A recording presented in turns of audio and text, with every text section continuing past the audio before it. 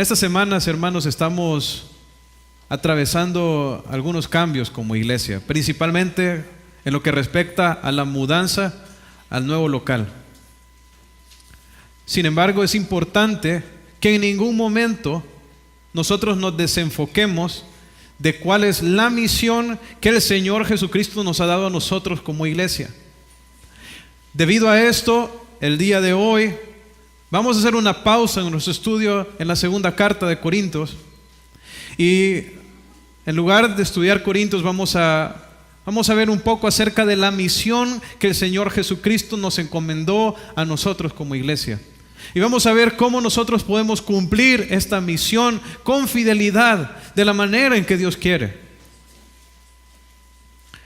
Pensando en eso, vamos a ver la misión que el Señor Jesucristo dio en 3 de los evangelios. Vamos a ver en Mateo, vamos a ver en Lucas, vamos a ver en Juan. Y vamos a ver cómo los discípulos, en obediencia a ese mandato, fueron y llevaron el evangelio por todos lugares, por todos lados. Vamos a comenzar con Mateo, y de pronto es este pasaje es uno que de pronto muchos ya conocen. Mateo capítulo 28, versículo 18 al 20.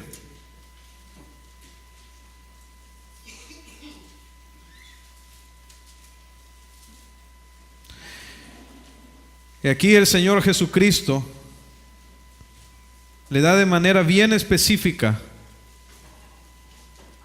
a los discípulos cuál sería su misión.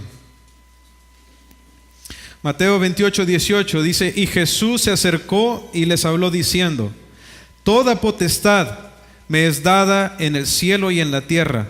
Por tanto, id y haced discípulos a todas las naciones, bautizándolos en el nombre del Padre y del Hijo y del Espíritu Santo, enseñándoles que guarden todas las cosas que os he mandado, y he aquí yo estoy con vosotros todos los días hasta el fin del mundo. Amén.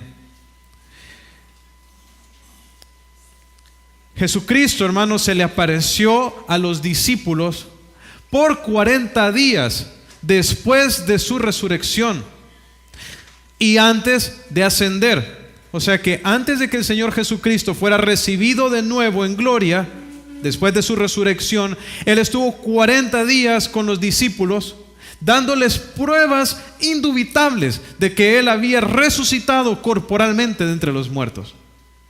Ahora, durante este tiempo, Jesús invirtió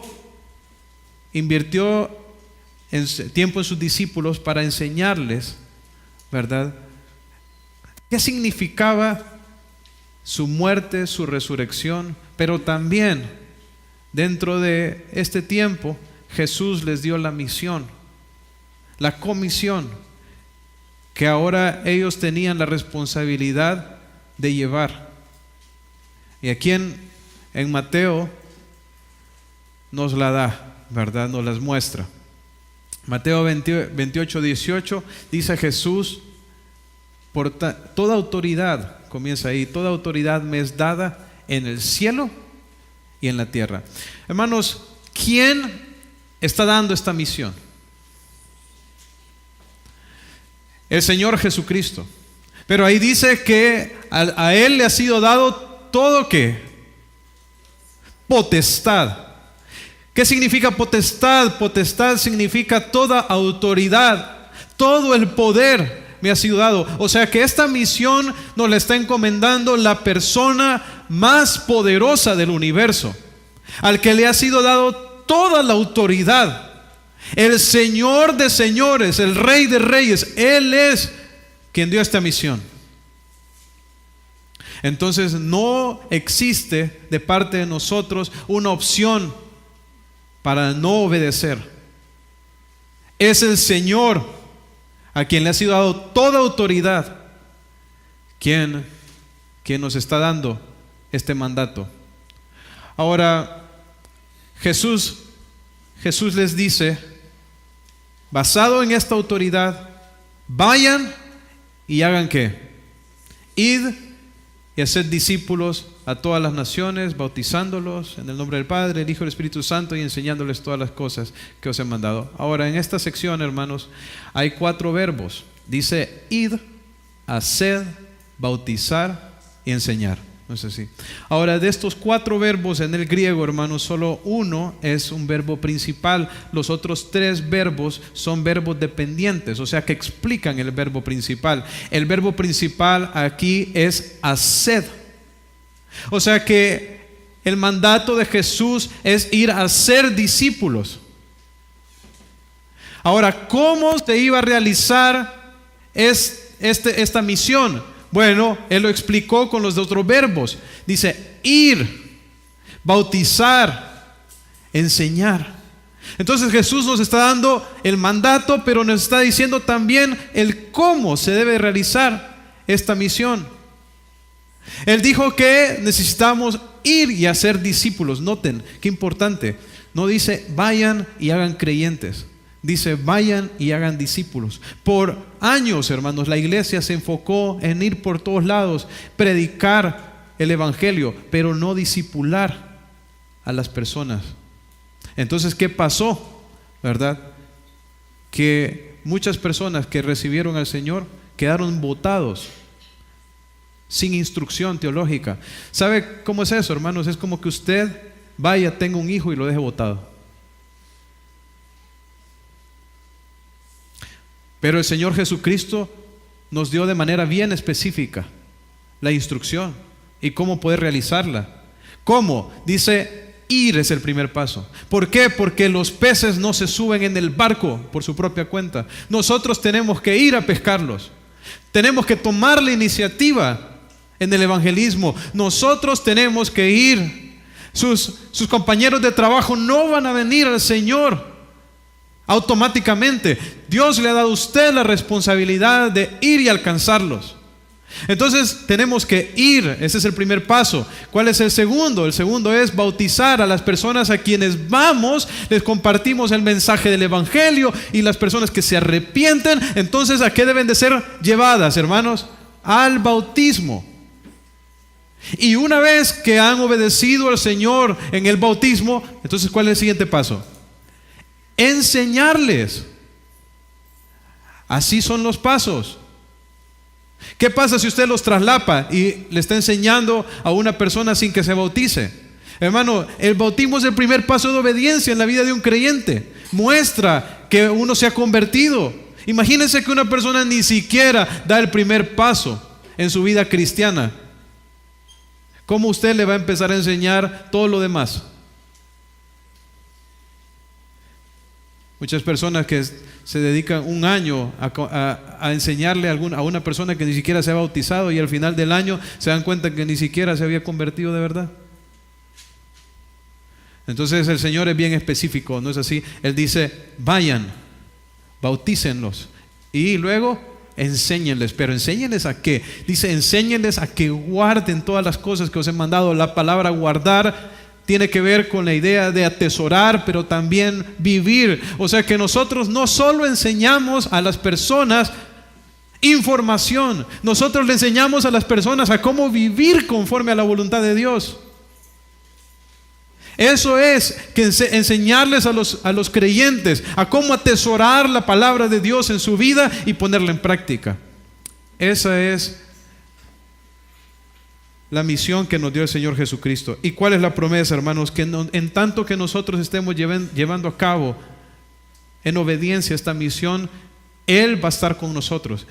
Y el Señor Jesucristo está con cada creyente, pero aquí el Señor Jesús no está hablando acerca de que Él va a estar con nosotros en cuanto a su presencia que recibimos cuando creemos, sino con respecto a su respaldo, a su mano con nosotros. Cuando nosotros, hermanos, estamos siendo obedientes en llevar el evangelio, su mano, el respaldo de Dios va a estar con nosotros en todo lo que hacemos. Ahora, eso es lo que vemos en la misión que el Señor da aquí en Mateo. Ahora vamos a ir a Lucas. Lucas capítulo 24.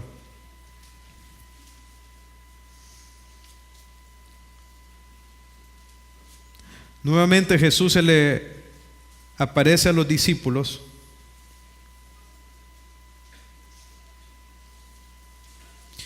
Ellos estaban aterrorizados porque ellos creen que es un espíritu, una aparición. Sin embargo, Jesús se sienta con ellos, come con ellos. Y mire lo que les dice en el versículo 44. Y les dijo: estas son las palabras que os hablé, estando aún con vosotros, que era necesario que se cumpliese todo lo que está escrito de mí en la ley de Moisés, en los profetas y en los salmos. Entonces les abrió el entendimiento para que comprendiesen las escrituras, y les dijo: así está escrito, y así fue necesario que el Cristo padeciese y resucitase de los muertos al tercer día, y que se predicase en su nombre el arrepentimiento y el perdón de pecados en todas las naciones, comenzando desde Jerusalén. Y vosotros sois testigos de estas cosas. He aquí, yo enviaré la promesa de mi Padre sobre vosotros, pero quedaos vosotros en la ciudad de Jerusalén hasta que seáis revestidos de poder de lo alto. Entonces Jesús, hermanos, se les aparece y Él empieza a abrirles el entendimiento. ¿Por qué? Porque los discípulos estaban confundidos. Los discípulos no entendían qué era lo que estaba pasando. Ellos no habían comprendido lo que las escrituras habían profetizado con respecto al Mesías. Entonces fue necesario que Jesús les abriera el entendimiento. ¿Qué era lo que no habían entendido ellos? Que tanto la muerte como la resurrección del Señor Jesucristo había sido profetizada siglos antes por medio de Moisés, por medio de los profetas y por medio de los salmos. Hermanos, Dios no improvisa. Su plan es eterno. Y Él comunicó el plan con respecto a la venida del Mesías y su obra redentora en la cruz del Calvario siglos antes de que esto aconteciera. Ustedes lo pueden comprobar. Isaías fue escrito 700 años antes de que Jesús naciera, y da un ejemplo detallado en el capítulo 53 con respecto a los eventos que iban a ocurrir alrededor de la muerte del Mesías. Si usted puede leer el Salmo 22, 1000 años antes de que naciera el Señor Jesús. ¿Sabe qué dice el Salmo 22? Me perforaron las manos y los pies. Se repartieron entre sí mis vestidos y sobre mis ropas echaron suertes. Salmo 22, hermanos, 1000 años antes de que Jesús naciera. Y solo les estoy dando 2 ejemplos. Ahora, la muerte del Señor Jesucristo y su resurrección fueron profetizados con siglos de anticipación. Ahora bien, noten que la profecía no solo incluía la muerte ni la resurrección, sino que ¿cuál era la tercera parte de esta profecía? Lo dice ahí en el texto, en el versículo 47. También estaba profetizado que se predicase en su nombre ¿el qué? El arrepentimiento y el perdón de pecados. ¿A dónde? A todas las naciones. Miren, hermanos, la muerte del Señor Jesús la efectuó Él. La resurrección la efectuó Dios, quien le resucitó de entre los muertos, pero fue en la persona de Jesucristo. Ahora bien, la predicación a todas las naciones, es cierto, la hace el Señor Jesucristo, pero la hace a través de ¿quién? A través de nosotros. Entonces, cuando nosotros, hermanos, llevamos el mensaje del Evangelio, estamos cumpliendo el plan profético de Dios. Nos estamos convirtiendo en instrumentos para llevar a cabo el cumplimiento de lo que Dios ha dicho. Se puede imaginar el privilegio que Dios nos ha dado a nosotros de ser parte en que sus propósitos se cumplan en el mundo. Es un gran privilegio, es una gran bendición. El Señor Jesucristo, hermanos, vino a cumplir la voluntad del Padre. Ahora nosotros, como sus hijos, tenemos la oportunidad y la bendición de hacer la voluntad del Padre, al igual que Él. ¿Y cuál es la voluntad del Padre? ¿Qué es lo que Dios quiere que nosotros anunciemos al mundo? El arrepentimiento y el perdón de pecados en el nombre de Jesús. Ese es nuestro mensaje. El arrepentimiento, hermanos.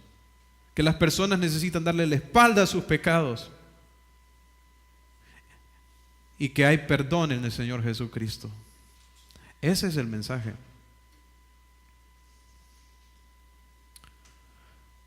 Ahora, sin embargo, el Señor Jesucristo les dice que por mientras ellos tienen que ir a Jerusalén. Y en Jerusalén tienen que esperar a ser investidos con poder de lo alto. Y vamos a ver un poco acerca de eso más adelante. Pero vemos entonces en Mateo que la misión es específica. En Lucas vemos que esta misión fue profetizada. Pero en Juan vamos a ver que esta misión debe de ser enfocada. Juan capítulo 20, versículo 19.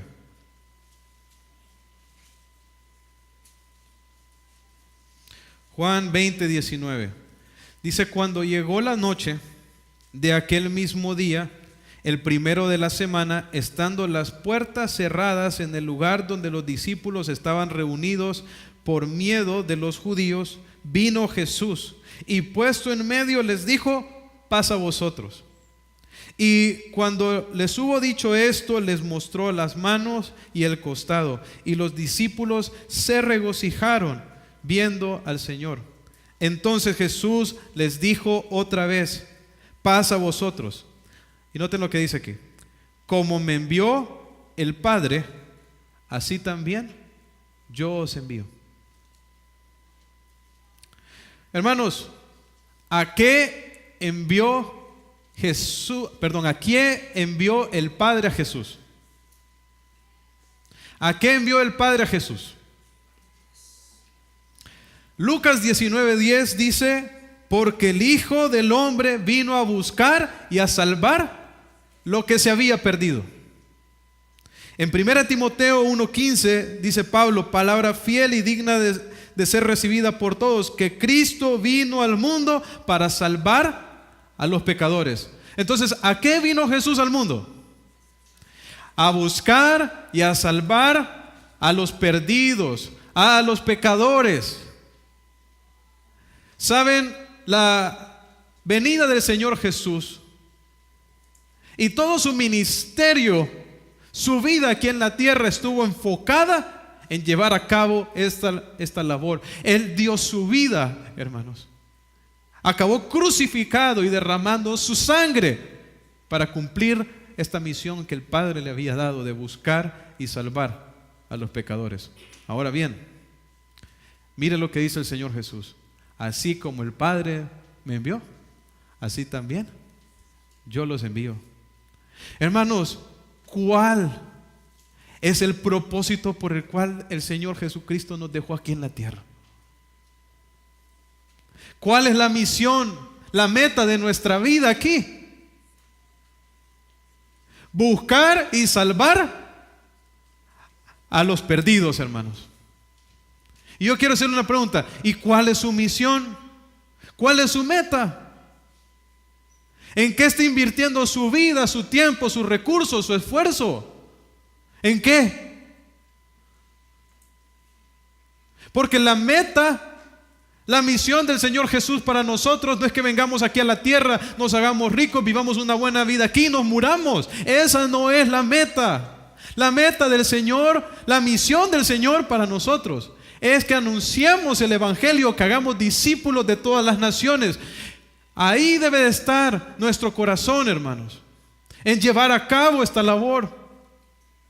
Así como el Padre envió al Hijo y el Hijo vivió enfocado en hacer la voluntad del Padre, que era buscar y salvar lo que se había perdido, de la misma manera el Hijo nos ha enviado a nosotros para que vivamos una vida enfocada en buscar y salvar lo que se ha perdido.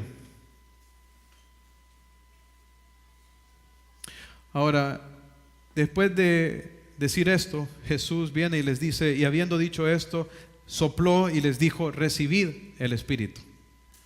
Ahora, este verbo recibid, que dice aquí, es un auristo. No está diciendo que en ese momento ellos iban a recibir el Espíritu, sino que Jesús les estaba dando la promesa de que lo iban a recibir. Nosotros sabemos que este evento de que recibieron al Espíritu ocurrió 50 días más adelante, el día de Pentecostés. El día de Pentecostés, lo que está haciendo Jesús es dándole una promesa. Ahora, la misma promesa que les había dado en Lucas. ¿Cuál era la promesa? Que iban a ser investidos con poder ¿de dónde? De lo alto. Y vamos a ver el cumplimiento de esa promesa en Hechos 1:8.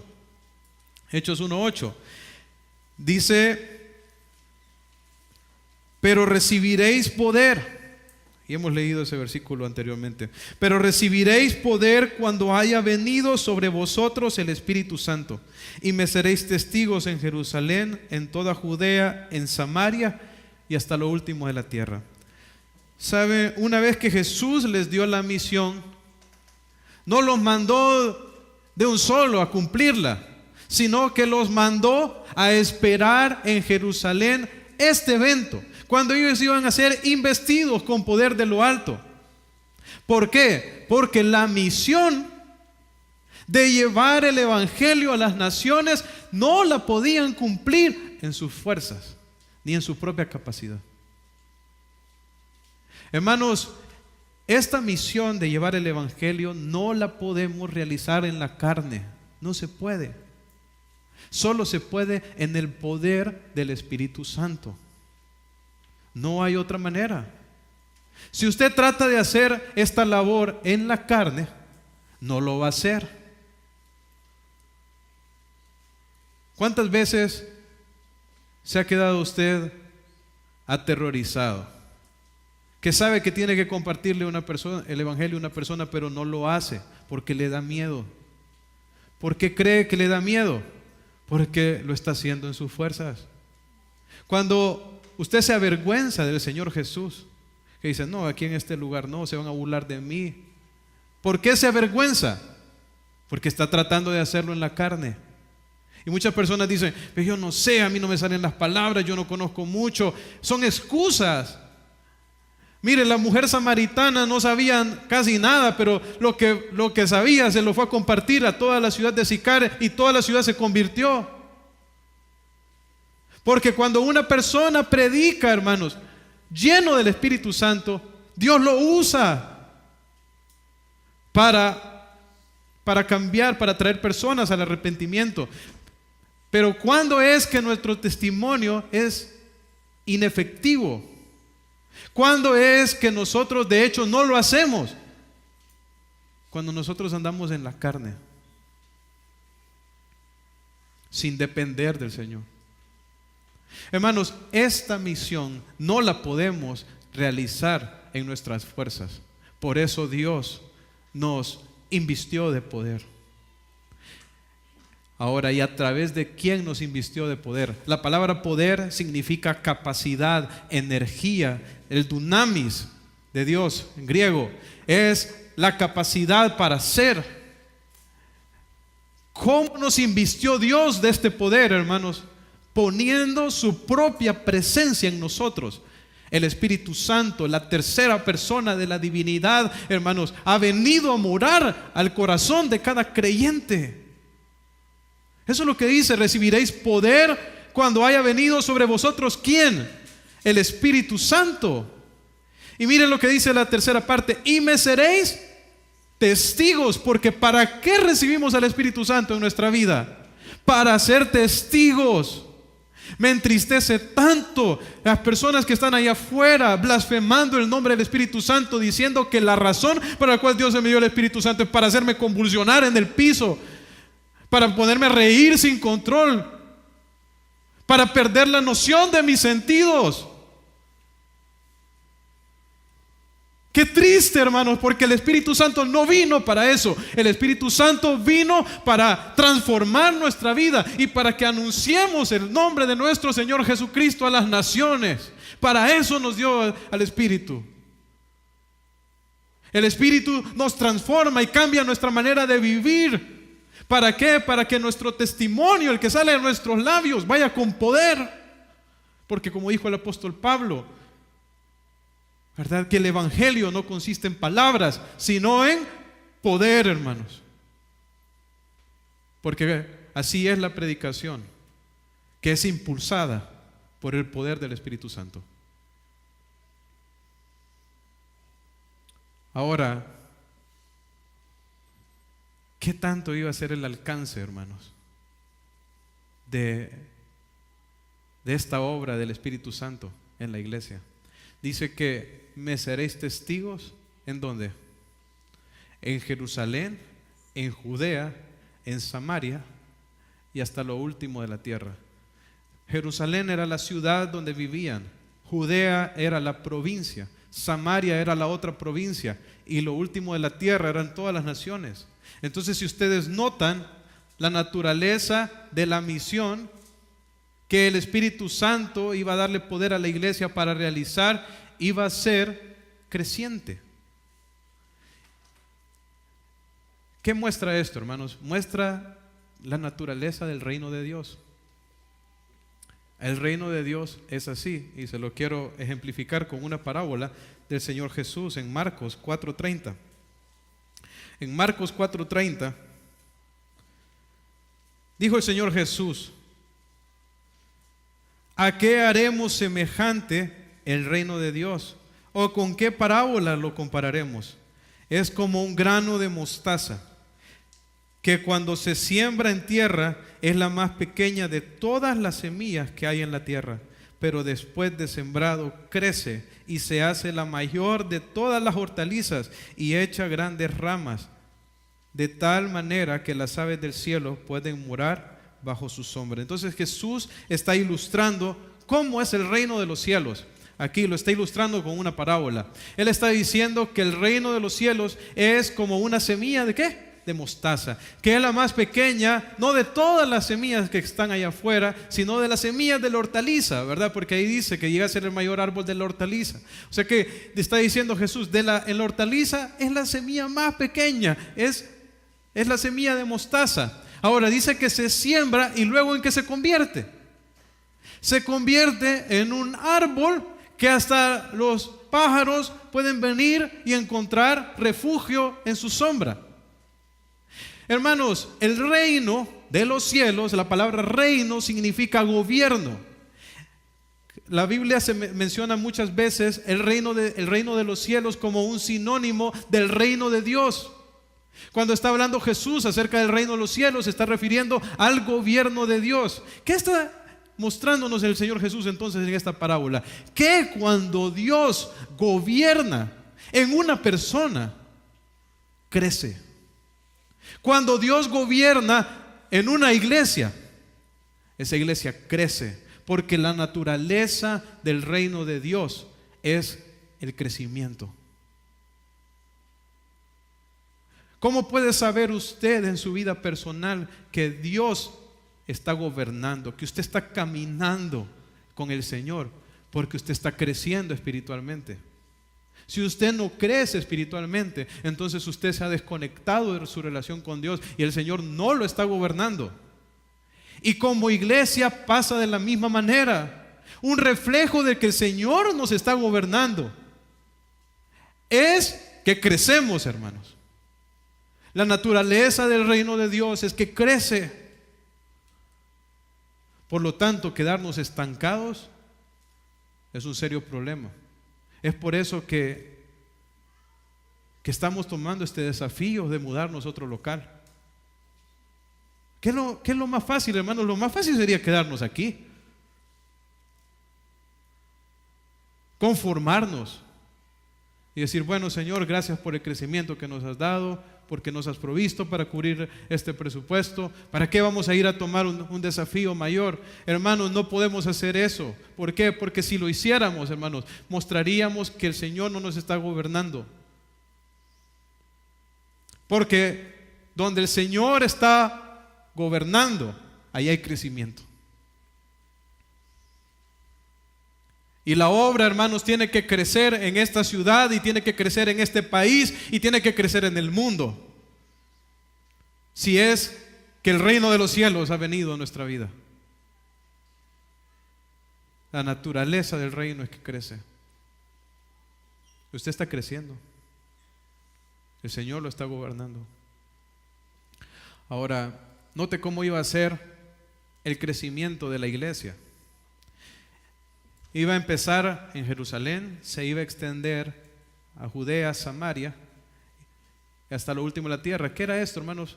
Iba a crecer localmente, iba a crecer regionalmente, iba a crecer a una escala global. Y quisiera esta mañana darle algunos ejemplos de cómo esto se llevó a cabo, cómo Dios a través de su Espíritu Santo llevó a cabo este crecimiento en la iglesia. Y vamos a ver algunos ejemplos en la iglesia en Hechos. Porque todo iba a comenzar en Jerusalén.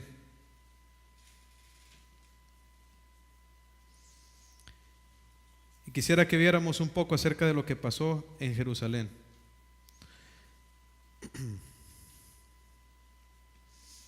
En Hechos capítulo 2, Hechos capítulo 2,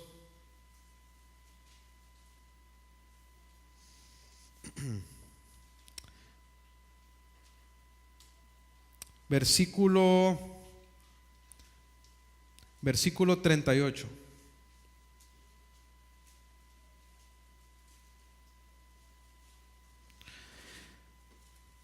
Justamente, hermanos, después de recibir al Espíritu Santo, el apóstol Pedro predicó el Evangelio. Las personas vinieron y le dijeron: ¿qué haremos? Y mire lo que les dice Pedro: arrepentíos y bautícense cada uno de vosotros en el nombre de Jesucristo para perdón de los pecados y recibiréis el don del Espíritu Santo. Y nos vamos a saltar al 41. Dice: así que los que recibieron su palabra fueron bautizados y se añadieron aquel día como 3,000 personas. ¿Dónde estaban ellos, hermanos? Estaban en Jerusalén, 120 hermanos, orando, esperando la venida del Espíritu Santo. Viene el Espíritu Santo, Pedro predica, ¿y cuántas personas se convirtieron? 3,000. Ahora, ¿cree usted que esto paró aquí? No. La expansión del Evangelio en Jerusalén continuó aumentando. En otra ocasión, Pedro, junto con Juan, anuncian el Evangelio y ya para este momento eran 5,000 hombres, sin contar mujeres y niños, el número de los discípulos. Ahora, en Jerusalén, hermanos, en poco tiempo la iglesia pasó de ser un grupo de 120 a ser un grupo de más de 15,000. La naturaleza del reino, hermanos, es que crece. Y el Señor Jesucristo les dijo que el Espíritu les iba a llevar a ser testigos primero ahí en Jerusalén. Ahora, ¿y qué experimentaron como resultado de este crecimiento? ¿Sabe qué experimentaron?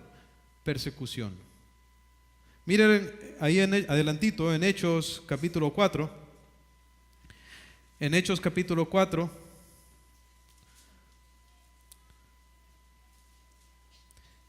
Después de haber sido encarcelados, golpeados e intimidados, pero en última instancia puestos en libertad, mire lo que hacen los discípulos. Y puestos en libertad, dice, vinieron a los suyos, al resto de los discípulos, y contaron todo lo que los principales sacerdotes y los ancianos les habían dicho. Y ellos, habiéndolo oído, alzaron unánimes la voz a Dios y dijeron: soberano Señor, tú eres el Dios que hiciste el cielo y la tierra, el mar y todo lo que en ellos hay. que por boca de David tu siervo dijiste: ¿por qué se amotinan las gentes y los pueblos piensan cosas vanas? Se reunieron los reyes de la tierra y los príncipes se juntaron en uno contra el Señor y contra su Cristo. Pero verdaderamente se unieron en esta ciudad contra tu santo Hijo Jesús, a quien ungiste Herodes y Poncio Pilato y los gentiles y el pueblo de Israel, para hacer cuanto tu mano y tu consejo habían antes determinado que sucediese. Ahora mira el 29. Y ahora, Señor, mira sus amenazas y concede a tus siervos que con todo denuedo hablen tu palabra. Hermanos, después de haber sido azotados, intimidados, encarcelados, ¿qué hicieron los creyentes?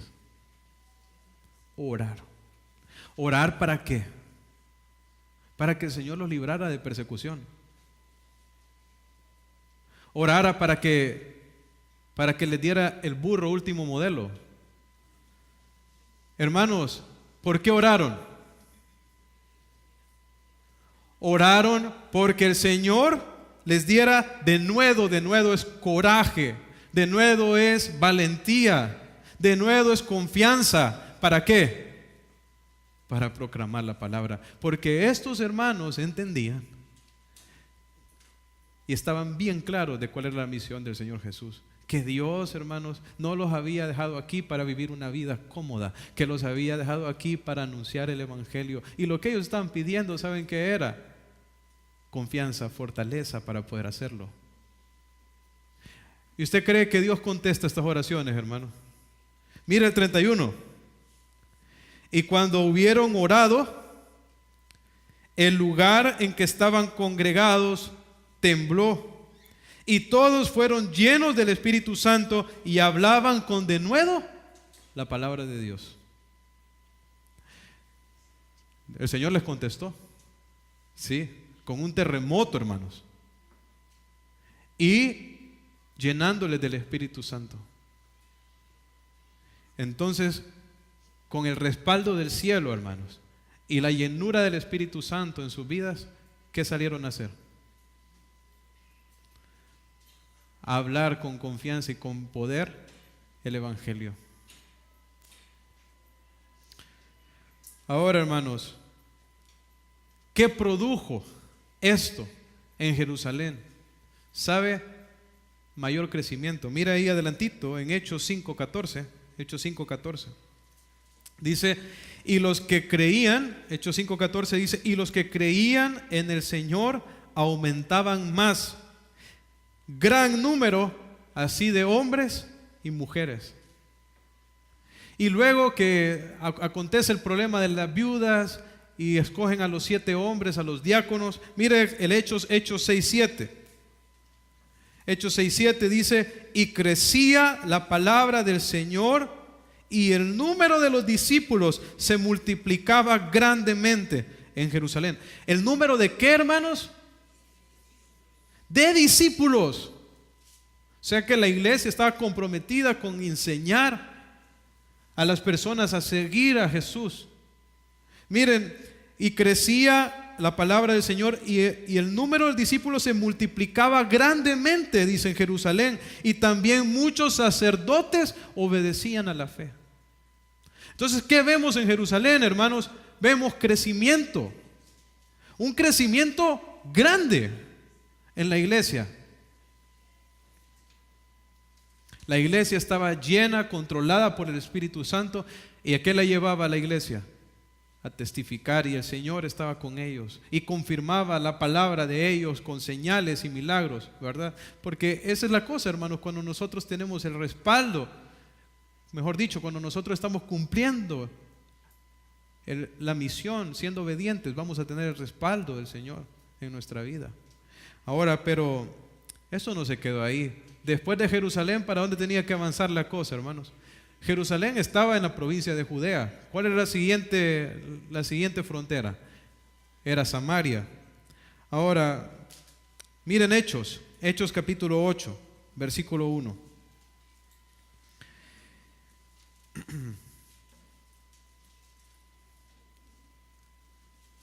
Los creyentes crecieron tanto en Jerusalén que se volvieron insoportables en Jerusalén y se levantó una gran persecución contra ellos.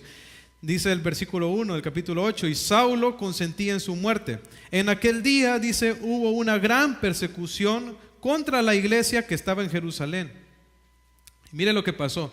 Y todos fueron esparcidos por las tierras de Judea y de Samaria, salvo los apóstoles.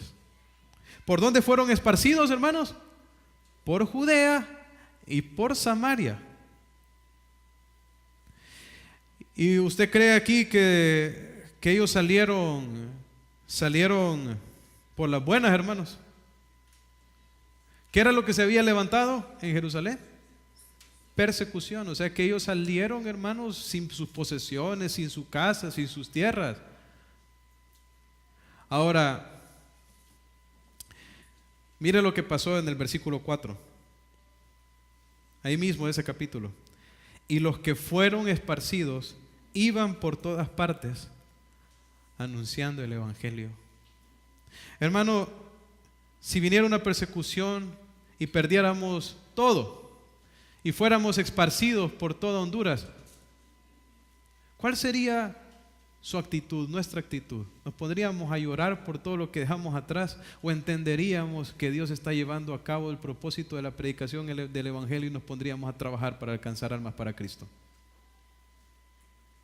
Pero se da cuenta que nosotros muchas veces estamos tan enfocados en las cosas de esta vida que perdemos que realmente lo más importante es anunciar a Cristo. ¿Sabe? Hay un hermano aquí en la iglesia que hace unos días lo chocaron. Y el Señor le puso que esta era una oportunidad para compartir el evangelio a la persona que lo chocó. ¿Sabe? Esa persona ahora es un miembro de nuestra iglesia. Y ustedes cuando lo chocan, hermanos, cuando pasa por pruebas, está viendo que Dios está obrando para llevarlo a anunciarle el evangelio a alguien, o está enfocado en que le paguen el daño. ¿Sabe? Estos hermanos estaban claros del propósito de Dios. Fueron esparcidos, pero no se pusieron a llorar ni se deprimieron, sino que empezaron a anunciar el evangelio. Y a través de ellos el evangelio se extendió por toda Judea y ¿dónde más? Y Samaria. Hermanos, la persecución va a vencer a la iglesia. No, hermanos. El Señor Jesucristo dijo que Él iba a edificar su iglesia y las puertas del Hades no iban a prevalecer contra ella. Porque la iglesia del Señor Jesucristo es invencible, porque el Señor está con ella. Ahora bien, ¿cuál es la siguiente frontera, hermanos, después de Samaria? Las naciones, ¿no es así? Y hay algo curioso, que ese hombre que asolaba la iglesia, ese hombre que aprobaba la muerte de Esteban, ese hombre que estaba ahí persiguiendo a los creyentes, ese Saulo, hermanos, se iba a convertir en uno de los mayores expositores del evangelio. Que ese perseguidor que vemos ahí iba a ser un instrumento de Dios para llenar casi todo lo que era el mundo conocido de aquel tiempo con el evangelio. Mire lo que ocurrió con Saulo, con este hombre Saulo, justo después de su conversión, ahí en Hechos capítulo 9. En Hechos capítulo 9. Justo después de convertirse el apóstol Pablo, que en este tiempo no era el apóstol Pablo, sino Saulo. Mire lo que dice Hechos 9:20.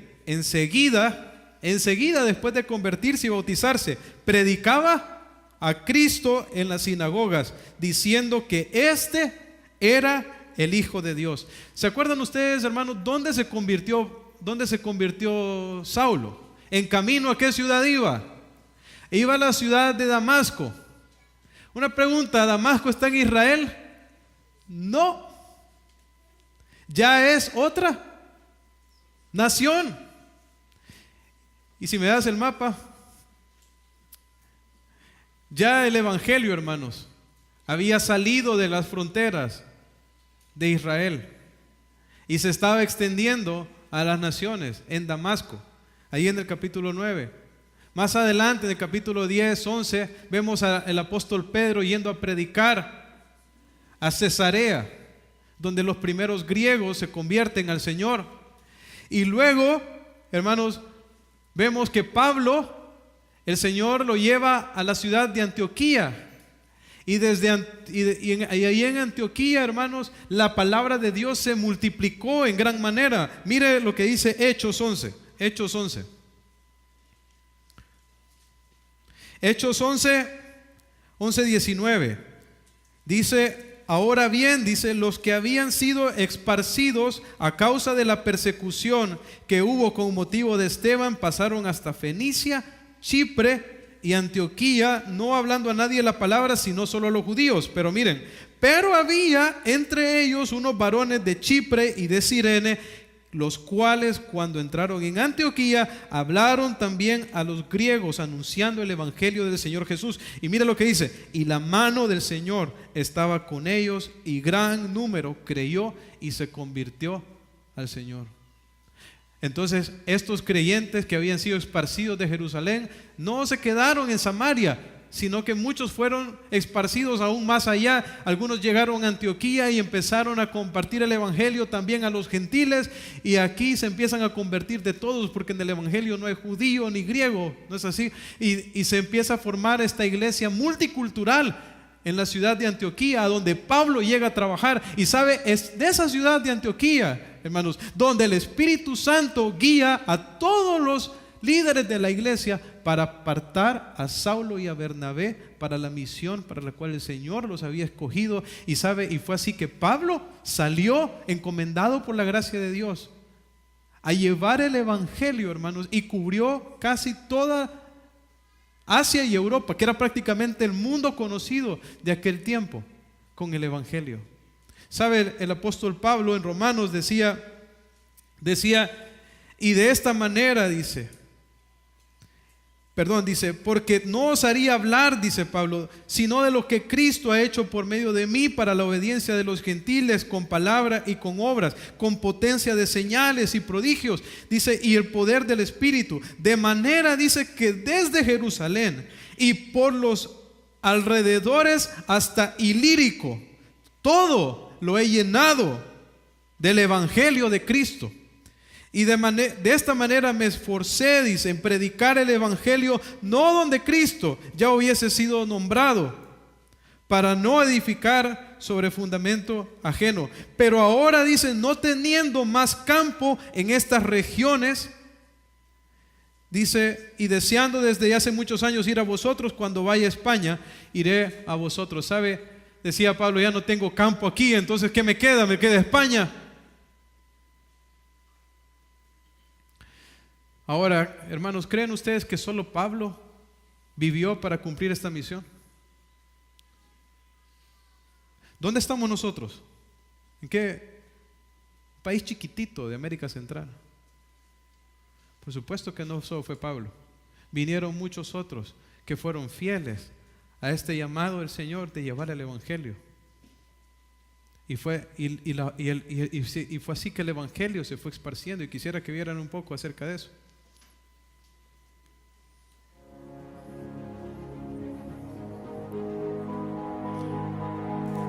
El blanco es el cristianismo.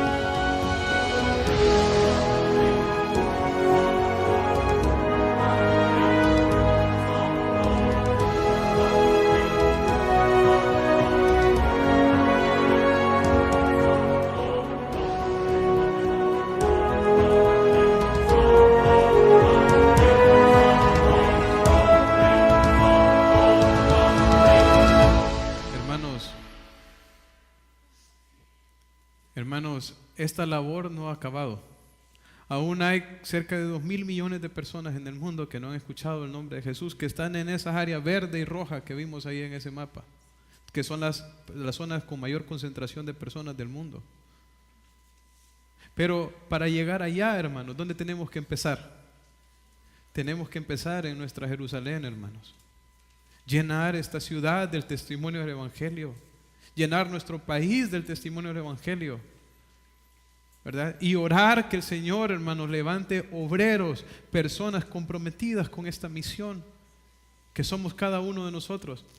Ahora, esa es nuestra responsabilidad, hermanos. Y quisiera terminar esta ya tarde con un texto en Juan capítulo 4, versículo 34.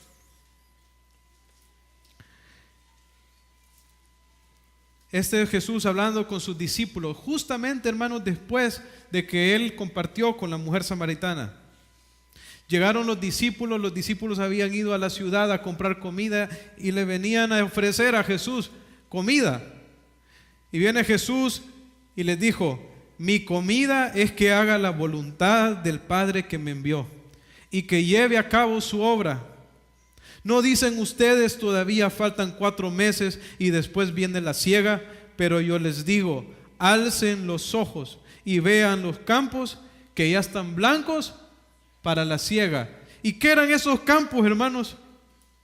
Esos campos no eran de trigo, eran personas. ¿Sabe?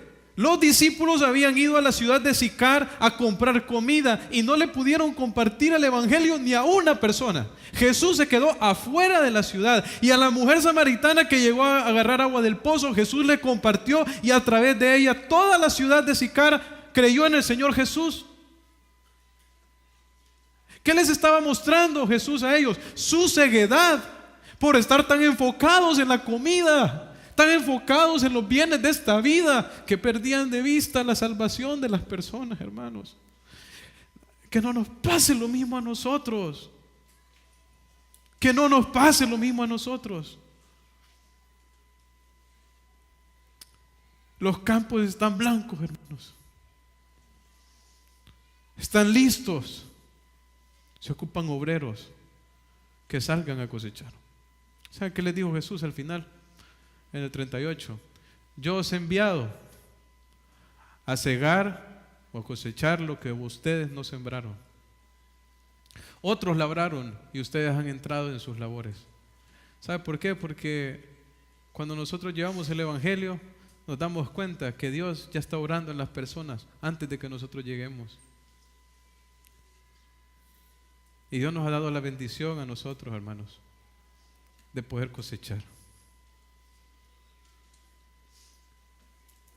Obedezcamos al Señor. Oremos.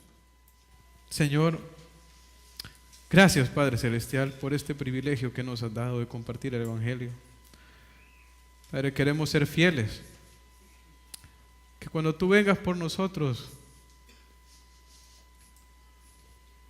nos encuentres trabajando, Señor, haciendo la obra. Listo, Señor, para recibir a nuestro Señor. Padre, perdona nuestra indiferencia muchas veces, nuestro enfoque en las cosas de esta vida. Señor, límpianos. Ayúdanos a quitar los ídolos de nuestra vida y las cosas que impiden que podamos predicar a Cristo y cumplir la misión. Ayúdanos, Señor, como iglesia, que podamos, Señor, llenar esta ciudad y todos los lugares donde tú nos permitas, Señor, con el testimonio del evangelio de Cristo. En el nombre de Jesús.